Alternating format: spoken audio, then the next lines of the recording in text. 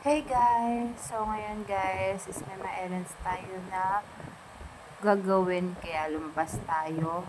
Pupunta muna tayo ngayon guys sa LBC. Ipapadala ko itong ORCR na inutos sa akin ng boss. And habang naglalakad ako dito, hindi pa ako nakakalayo sa apartment.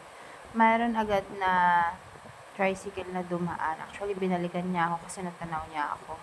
And nakasakay tayo agad. Kapag ganitong sibat guys, 20 pesos lang yung pamasahe. Pero kapag doon sa mismong pila, 40 pesos.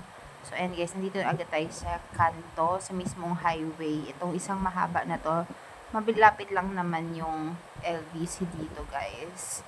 So, ang agenda ngayon ay magpapadala ng LBC and bibili ako ng pagkain sa may palengke, yung corn dog, tsaka okoy. So, ayan na nga, naglalakad na ako at nandito na ako sa palengke. And then, naggrocery ako ng konti kasi nga ni walang cat food yung pusa ko. Namili ako ng sardines muna. Magra-rice muna sila.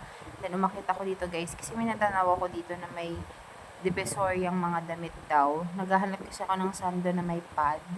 And wala, kasi maliliit yung size, wala pang new arrival. At kaya bumaba na lang ako para mag-milk tea dito.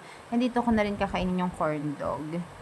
And then, after ko dito guys, ay umalis na rin ako para bumili naman ng envelope para sa office. Ayan guys. And then, naglakad ako para mamili ng chicken para sa dinner. And then, umuwi na ako guys. Yun lang. Thank you for watching. Bye!